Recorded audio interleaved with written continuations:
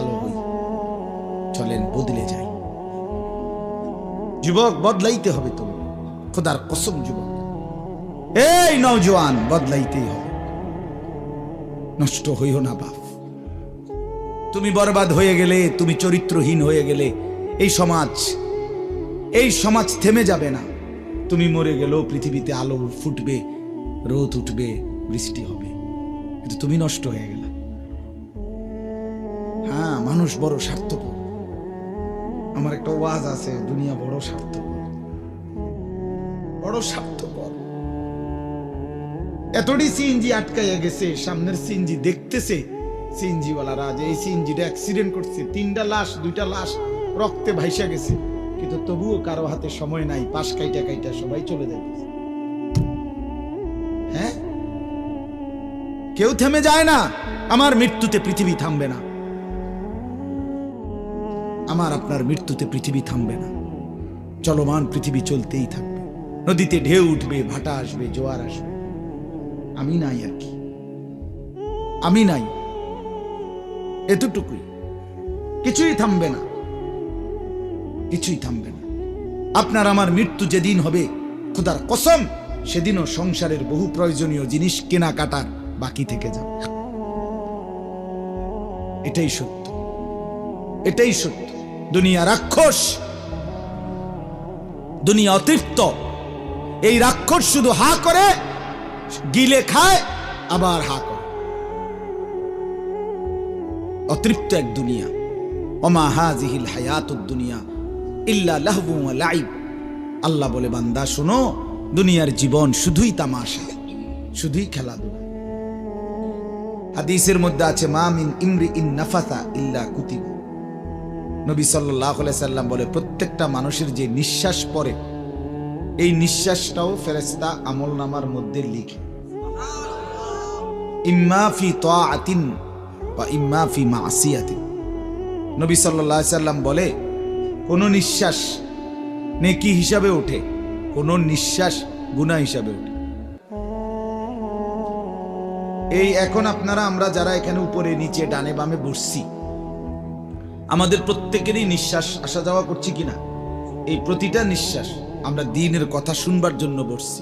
অতএব কসম খোদা, আমাদের প্রত্যেকের ডান কাঁধে নেকি হিসাবে আমলনামার মধ্যে উঠছে। এই মুহূর্তে যারা মদের আড্ডায়, জুয়ার আড্ডায়, নারীর আড্ডায়, জিনা ব্যভিচারের আড্ডায়, টেলিভিশনের নর্তকীর নাচের আড্ডায় অপেক্ষা করছে, যেই যুবক যেই সমবয়সী মিলে আড্ডা দিতেছে, ফুর্তি করছে, অসভ্যতা করছে, মোবাইলে অশ্লীল ছবি, নর্তকীর নাচ, জিনা ব্যভিচারের দৃশ্য দেখছে, কসম খোদার, তার যেই নিঃশ্বাসগুলো পড়ছে, সেই নিঃশ্বাসগুলো পর্যন্ত গুনাহ হিসাবে বাম কাঁধে উঠতেছে। এই জন্য বাপ, আমাদের জিন্দিগির 1 সেকেন্ড, 1 পলক আড়ালে নাই, হিসাবে।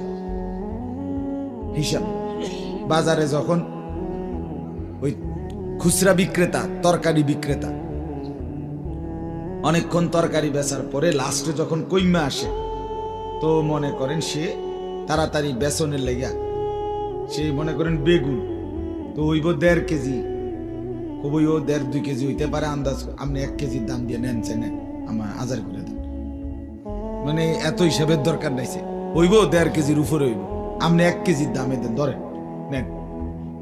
এইটা যেরকম কিছুটা হিসাব করে না, কিন্তু আল্লাহ তাআলা বলে, বান্দা আমি তোমার 1 সেকেন্ড এমন অযথা ফেলবো না, হিসাব করো। আহসাহুল্লাহু ওয়া নাসু, কোরআনের আয়াত। আল্লাহ বলেন, আমি গুনে রাখছি, তুমি ভুলে গেছো। লাকাদ আহসাহুম ওয়া আদ্দাহুম আদ্দা।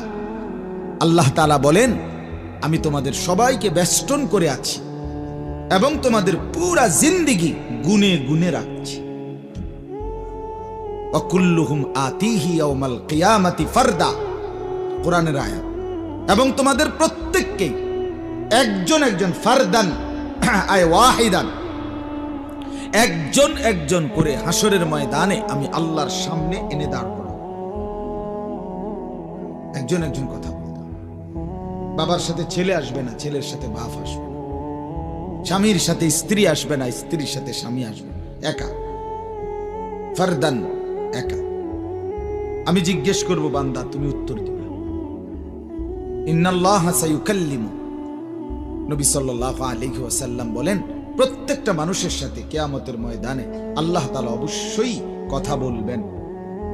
লাইসা বাইনাহু ওয়া বাইনাহু তারজুমান, নবী সাল্লাল্লাহু আলাইহি ওয়াসাল্লাম বলেন, আল্লাহর মাঝে আর বান্দার মাঝে বুঝাইয়া দেওয়ার জন্য কোনো দোভাষী থাকবে না, শুধুই আল্লাহ, শুধুই বান্দা।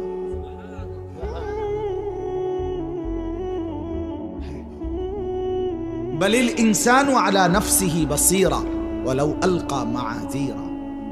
কোরআনে আল্লাহ বলে, প্রত্যেকটা মানুষ সচক্ষে, আল্লাহ বলেন, নিজ নিজ আমলনামা দেখবে, দেখার পরে ওয়ালাউ আলকা মাআযীরা, প্রত্যেকটা নাফরমান পাপী নিজের আমলনামা দেখে আল্লাহর কাছে টালবাহানা করবে, ওজর আপত্তি করবে, আপত্তি করবে, নিজের গুলো দেখে বলবে, আল্লাহ এটা ঠিক আছে, আমার নাম হ্যাঁ আনিসুর রহমান আশরাফি, ঠিক আছে, এগুলা ঠিক আছে, আমারই ফাইল এটা, বাকি যেভাবে মিশা কথা লিখে রাখছি না, মিশা কথা কইছি ঠিক, কিন্তু এইভাবে বুঝি মানুষ মিশা কথা কয়।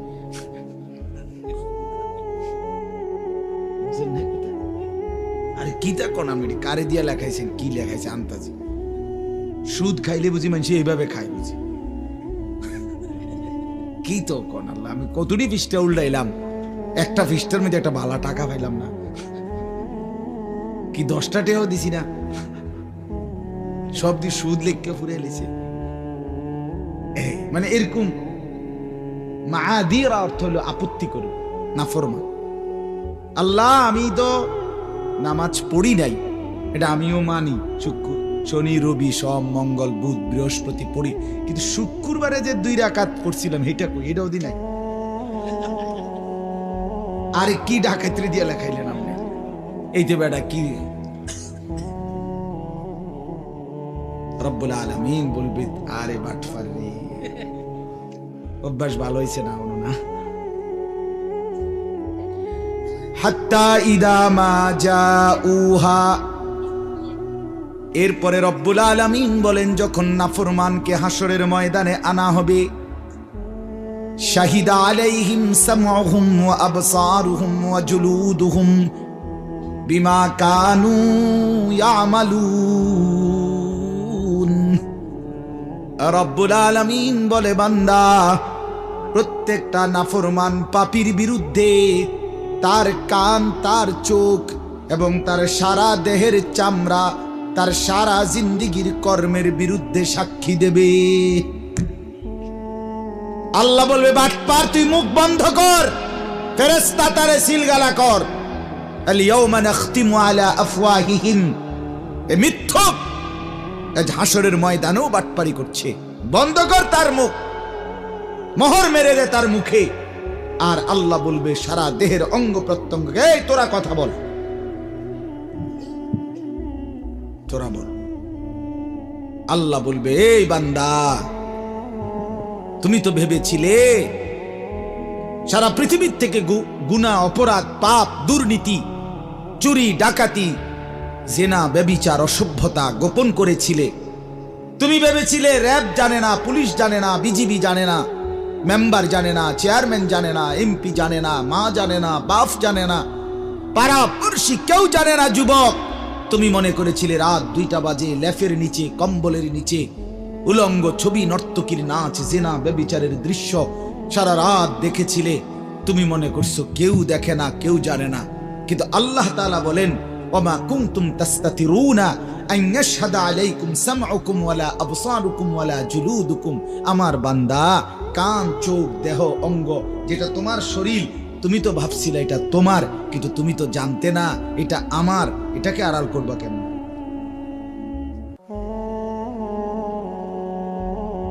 হ্যাঁ, ওমা কুনতুম তাস্তাতিরুন, তুমি তো গোপন করতে পারবে না।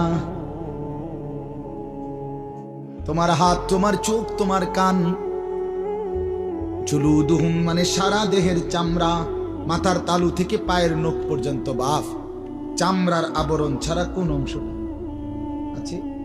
তো এটাকে আড়াল করো না, এটা কেমনে করবা? আপনার বাফের ক্ষমতা আসেনি? কথা বলেন না কেন? কারো ক্ষমতা আছে নিজের দেহের অঙ্গ আলাদা করা? তাইলে আল্লাহ বলেন সেটাই সাক্ষী দিন। ওয়ালাকিন যানানতুম আন্নাল্লাহা লা ইয়ালামু কাসীরাম মিম্মা তা'মালুন।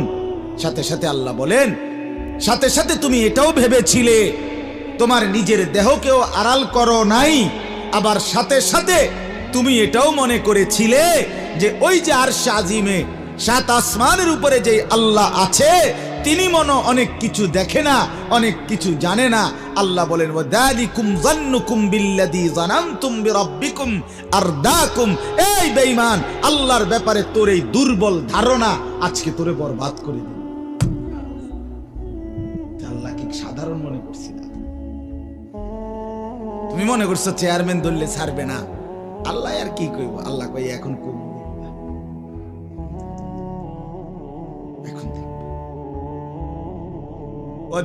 وذلكم ظنكم بالذي ظننتم بربكم أرداكم فأصبحتم من الخاسرين।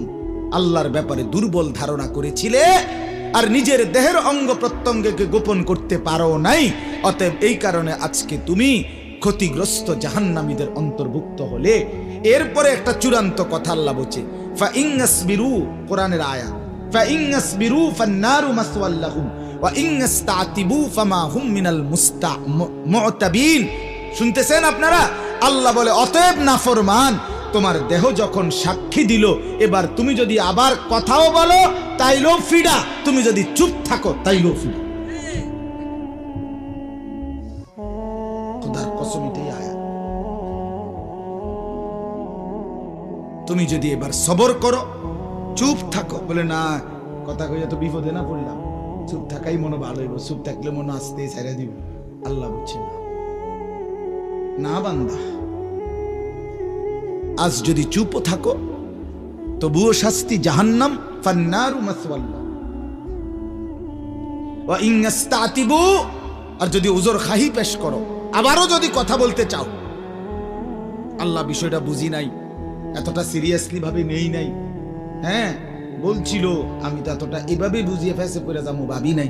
এই সমস্ত নয় ছয় কথা বললো ফিডা, আর যদি চুপ করে দাঁড়াইয়া থাকো তাইলেও জাহান্নাম। আল্লাহ আমাকে মাফ করে দেন। আমার বন্ধু, আমার বাবা, আমার ভাই, দোস্ত আমার, আমি বাস্তবিক অর্থে সত্যি কথা যেটা আমার একটা ব্যক্তিগত ফিকির, আমি আসলে শুধুই কেবল ওয়াজ করতে চাই না, আমি চাই ভাবনা জাগাইতে। আমি চাই ফিকির তৈরি হোক, অনুভূতি জাগুক, বিবেক নড়ে চড়ে উঠুক। যুবক ভাই, আমি এটাই চাই। এ জিন্দিগিটা দৌড়াই, সারাটা দিন দৌড়, এক নেশায় দৌড়াই। এই জন্য বাপ, আমি অনুরোধ করছি, ভাবনা জাগুক দিলে, কলিজাটা নড়ে চড়ে ওঠা দরকার, পরিবর্তন দরকার। শুধুই একজনের পর একজন বক্তা আসলো, 4 জন 5 জন, এবছরেই 5 জন, আগামী বছর বদলাইয়া আরো 5 জন, এভাবে 20 বছরে আপনি ওয়াজে শুনলেন। আপনি যদি এই শীত সিজনে 10টা ওয়াজ শুনেন, কমপক্ষে মনে করে ধরে নিলাম প্রতি ওয়াজে যদি 4 জন বক্তা ওয়াজ করে থাকে, তাহলে তো আপনি এই 3 মাসে 40 জনের ওয়াজ শুনছেন। ঠিকই না? বলেন না কেন? এখন আপনি বলেন, ওয়াজ তো বদলাইছে, বক্তা তো বদলাইলো 40 জন, আপনি বদলাইছেন কদ্দুর সেটা বলেন। ও চাচা বলেন না, 60 বছরের বুড়া চাচা, আপনি আর কত বছর পরে বিড়ি সিগারেট খানা বন্ধ করবেন? আমি এটা শুনতে চাই চেয়ারম্যানের সামনে। ওই বুড়া মিয়া, এখনো যারা চা দোকানে, রঙিন টেলিভিশনে নর্তকীর নাচ আর জিনা ব্যভিচারের নাচ গান দেখেন, এই বেটা আপনার লজ্জা হবে কোন দিন? শরম আসবে কোন দিন? বেটা বুড়া মিয়া, আপনি মরবেন কোন দিন? আপনার এই অসভ্য খাচ্চর যাইব কোন দিন? আপনি আর কতদিন বেডির নাচ চাইবেন? কিও 60 বছর পরেও আপনার হায়া আসলো না? আরে এত বুঝি মানুষ, বুঝি মুসলমান, বুঝি এত বেহায়া হয়? কি ভাবছেন? আপনি মনে করছেন আমি মুরব্বী আপনারে ছেড়ে দেব? না না, আপনি না আমার বাপ। আমি চাই সন্তান, আমি আমার বাপ যেন হয় জান্নাতি। আমি বলবো না তো কে বলবো? আপনি আমার দাদা, আমি আপনার নাতি। আমি চাই আমার দাদা যেন হয় জান্নাতি। তা আমি বলবো না তো কে বলবো? আপনি আমার চাচা, আমি আপনার ভাতিজা। আমি চাই আমার চাচা যেন হয় জান্নাতি। নবী তার চাচাকে দ্বীনের দাওয়াত দেয় নাই? ইব্রাহিম আলাইহিস সালাম তার বাবাকে দ্বীনের দাওয়াত দেয় নাই? এই যে মঙ্গলবার দিন আমি, আমার আপন বড় জ্যাঠা মারা গেছে, আমি আমার জ্যাঠার জানাজা পড়াইছি। এই যে মঙ্গলবারে কবরের সামনে দাঁড়াইয়া আধা ঘন্টার মতো দাঁড়াইয়া ছিলাম জ্যাঠার কবরের সামনে, তাকাইয়া রইছি অনেকক্ষণ। কবরের মাটি যেন আমারে বলতেছে, আনিস মন খারাপ করো না, তোমার জ্যাঠারে বানাইবার জন্য আমি আমার থেকে একটু মাটি দিছিলাম, আজ আমার মাটি আমি আবার ফেরত নিলাম।